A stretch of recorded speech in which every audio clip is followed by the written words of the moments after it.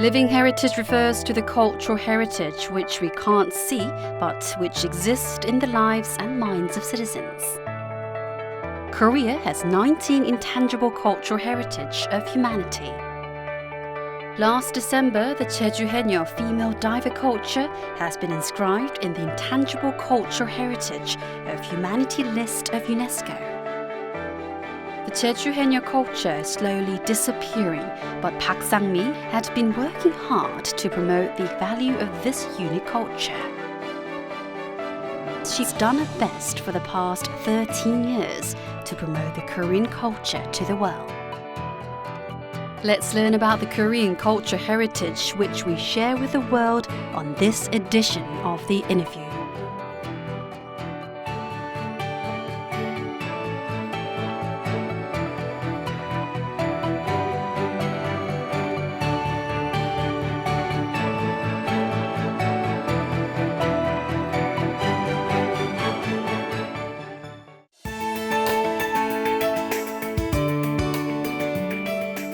Happy New Year and welcome to the interview of 2017.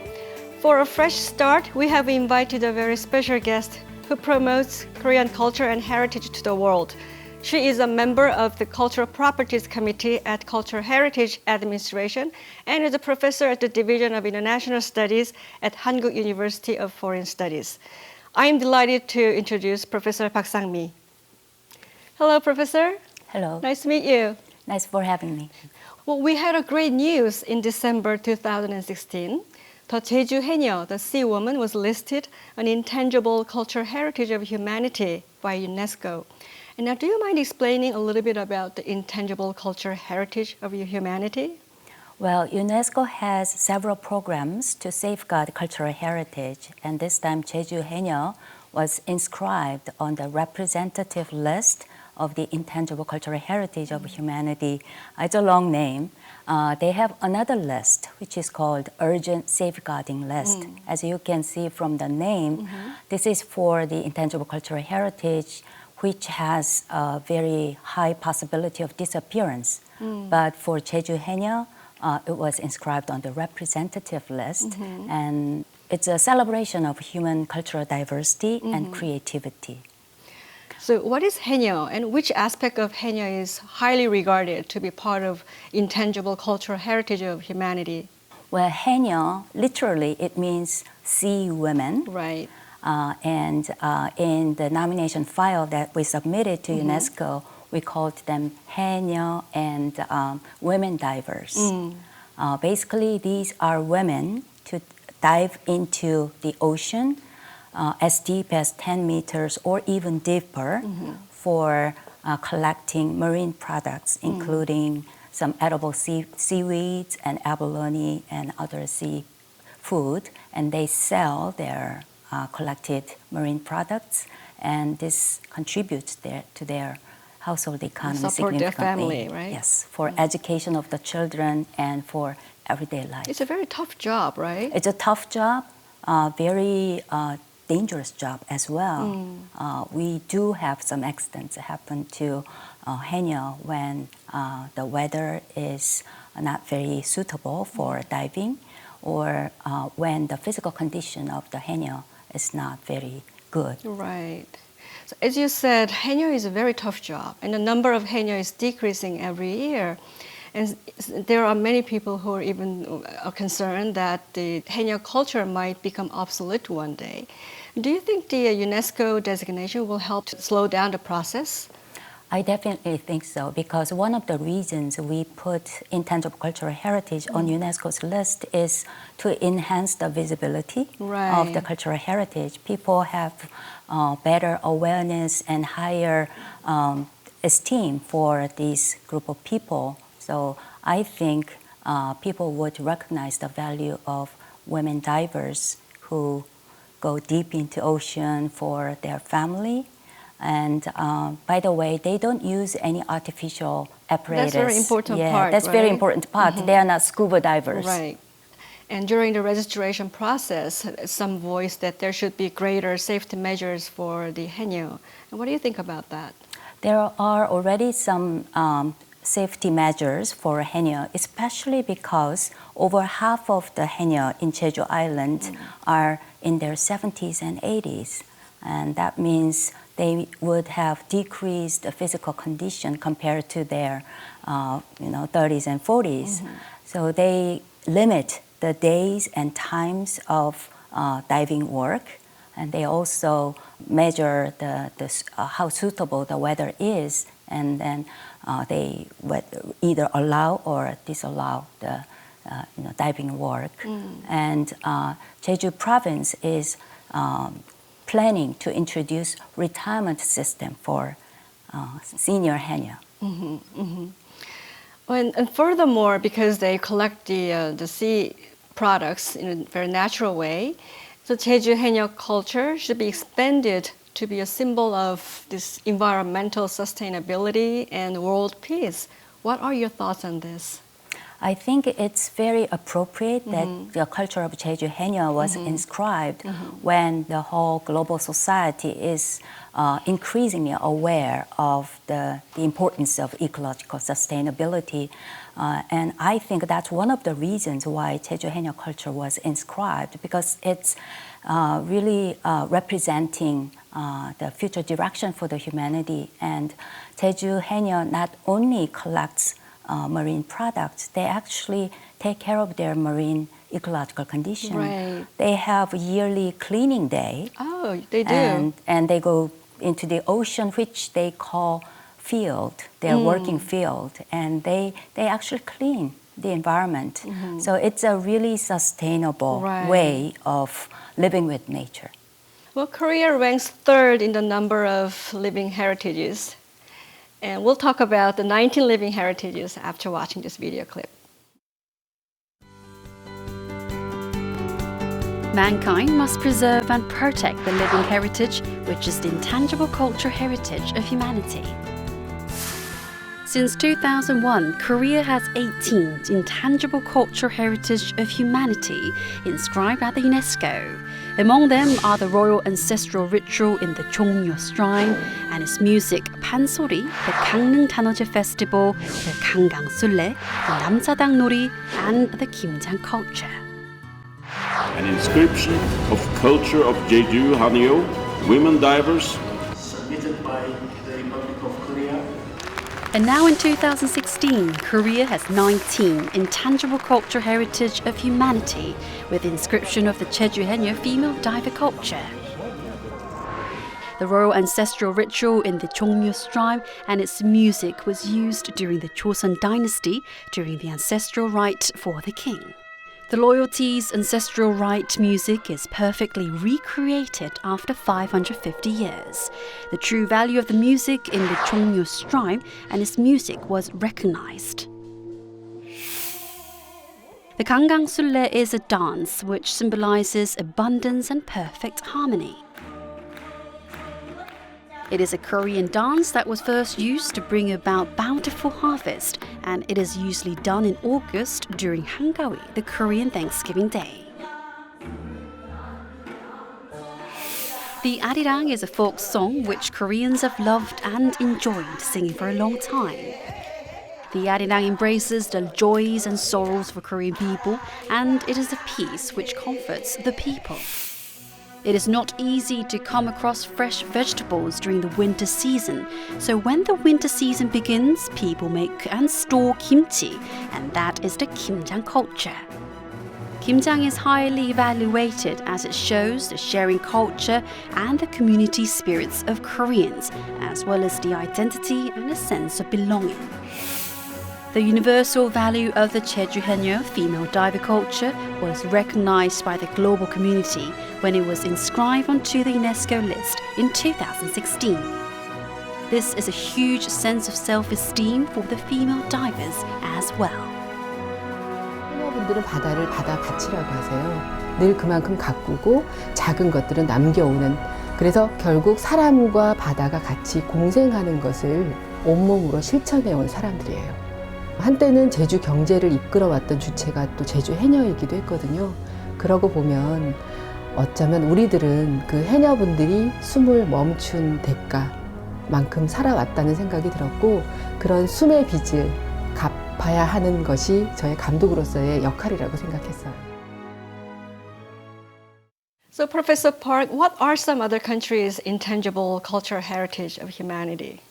Well, there are over 300 intangible cultural heritage which are listed on UNESCO's list.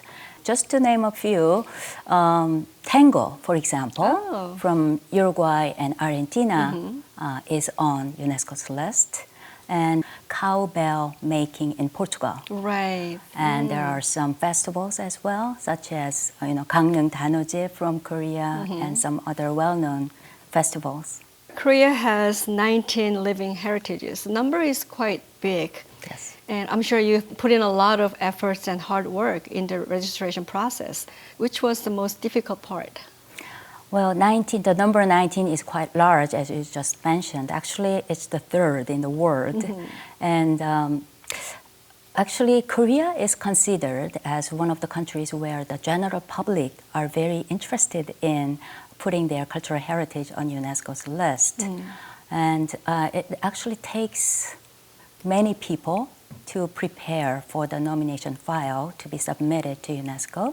And it includes outside specialists like myself, but many government units as well, including Cultural Heritage Administration, the Ministry of Foreign Affairs, and Ministry of Culture, and many research institutes. And in the case of Jeju Haenyeo, Jeju provincial government played a very important role. So in the case of Jeju Haenyeo, it took more than 10 years to prepare. Oh, really? The first year when I participated in the international conference on nominating Jeju Haenyeo to UNESCO was exactly 10 years ago, or 11 years ago now. Yes. It's a very long effort. It's a very long effort, especially because we need to really find out what the community members think, whether they are happy with the characterization of their culture. So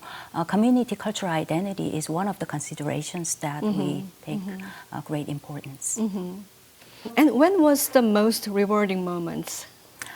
Well, I think I don't think I will ever forget the moment when the inscription of Jeju Haenyeo culture was announced by the chair in Adis Ababa in Ethiopia in December. So that was a happy moment. We expected good result because the evaluation body recommended for inscription 1 month before the actual meeting.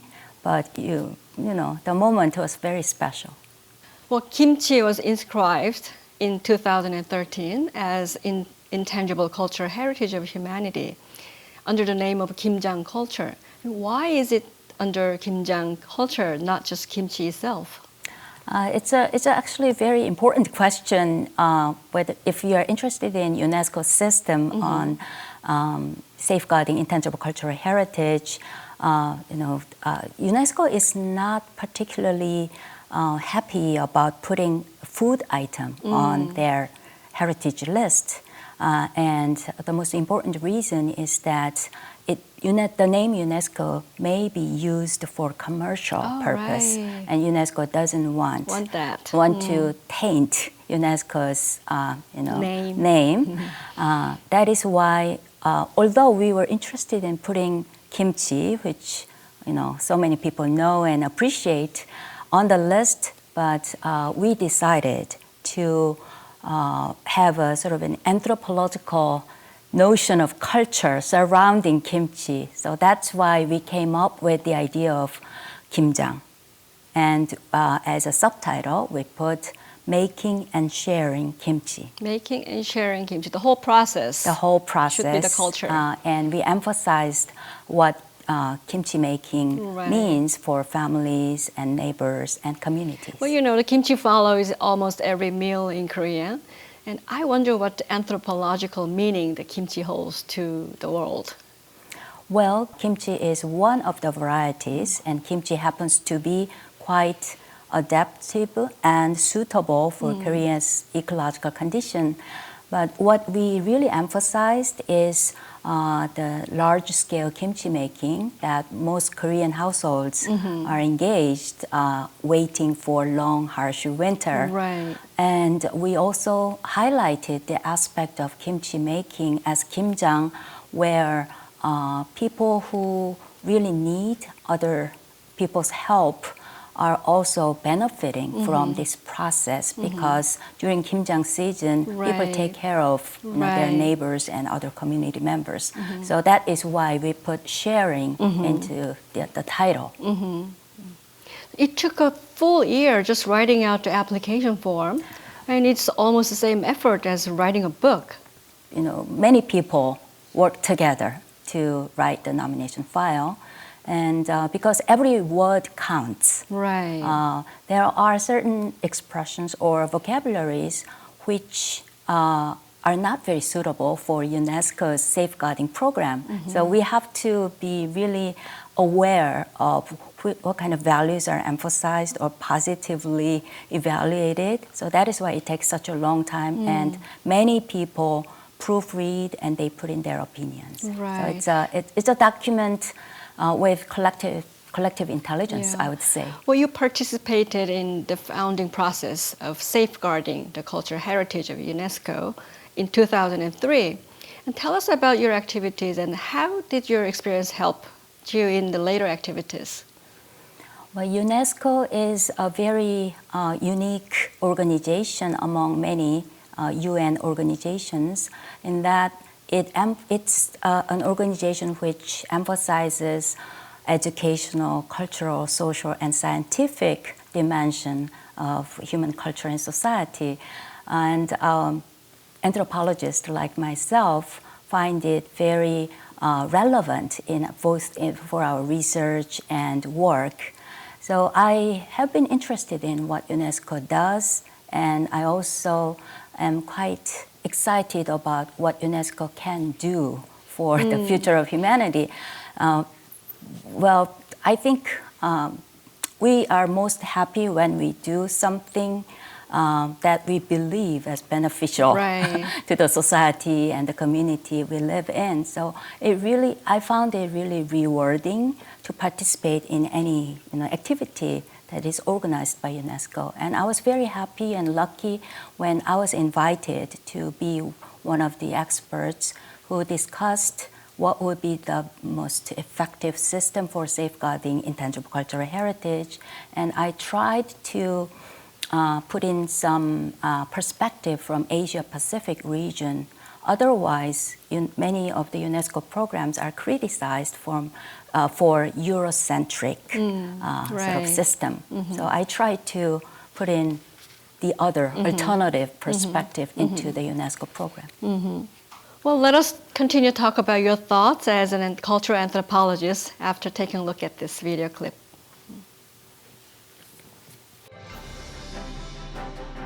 Professor Bak Sang-mee is playing a pivotal role where she promotes and communicates with the world through Korean cultural heritage.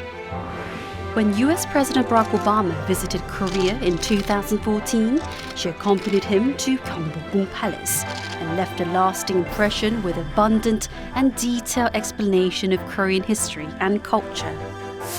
She is a member of the Cultural Property Committee at the Cultural Heritage Administration and stresses the importance of cultural relativism, the value of cultural diversity, and the globalization of working on cultural assets.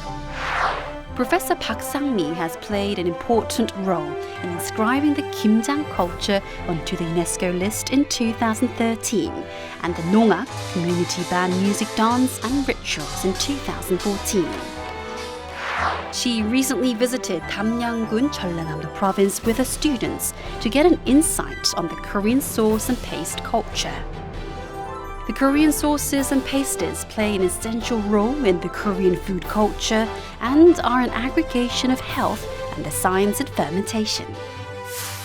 The Korean sauce and paste culture is unique as it has a richer taste when it is fermented for a long time. Professor Bak Sang-mee will study the sauce and paste culture, and we look forward to the day when she will introduce this culture to the world.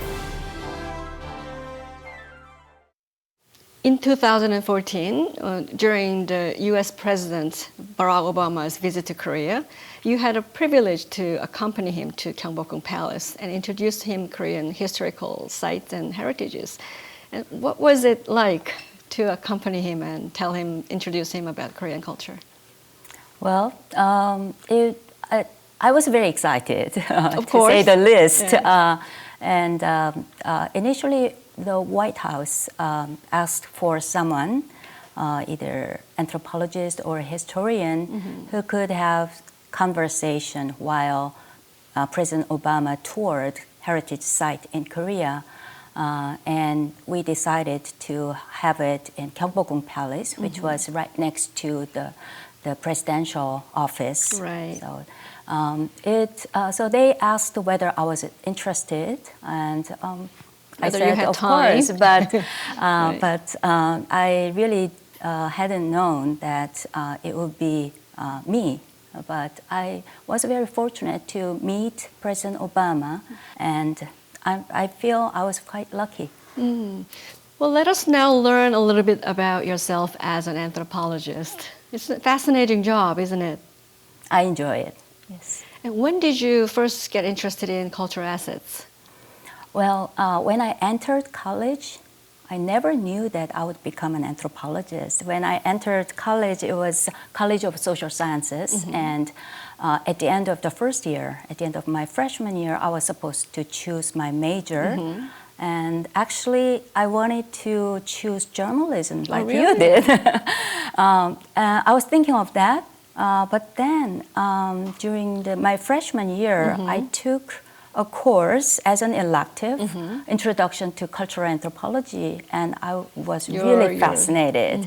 So at the end of my freshman year, I decided to major in anthropology, which was a bit risky because the field is not very well known. Right. And I'm very thankful to my parents who agreed, because some parents would want their children to pursue a more Profitable. proven or profitable Right. field, but Right. they just supported me, my decision. Well, you devoted yourself for past 13 years at the Cultural Heritage Administration to promote Korean cultural properties to the world. What is the source of your energy that makes you keep going? Well, I feel that I don't have enough energy. I try to. I have two sons and two teenage sons, and I also have many students. When I talk about how to choose career with them, I often tell them that, well, you do what you do very well, and you do what you like to do. And another thing important is you should believe that it's a good thing. It's for good purpose. And luckily, I think working as a cultural anthropologist, teaching anthropology, and working on cultural heritage gives me all these three different kinds of satisfaction. So I feel lucky, and because I like it, I think I've been able to do that for many years, and I plan to do it for the coming years as well. You have this genuine love toward I enjoy the it. Sometimes field. it's hard to differentiate my work and hobby, actually. So I think, it's What very about your enjoyable. two sons? Aren't they your source of energy? They are, and I think it's a really good distraction from my work life. Well, 2017 has begun. Do you have a New Year's resolution? Well, I try to make resolution whether I can achieve it or not, but for 2017, one of my mission is to, we are opening a new program for cultural heritage at my university. And I think not only for my university, but I think it's very important for the young people to learn about how to safeguard intangible cultural heritage in a systematic way. So I hope that more young people get interested in this type of work, and they get trained and they play active roles in the global community. Well, this is the Interview's official question. There are many watching this program or taking the same path as you are, or those who are challenging themselves to new things. And what are your some words of wisdom that you can give them? Well, I think I believe that life is too short to follow other people's path. When I was young, I never knew what I would do. But follow your dreams, and if you do it long and with sincerity, I think the future is open for you. Well, it was a very great time to learn about Jeju Haenyeo and your thought on the openness and caring and world peace. It was very inspiring. And thank you very much for talking with us today. Thank you.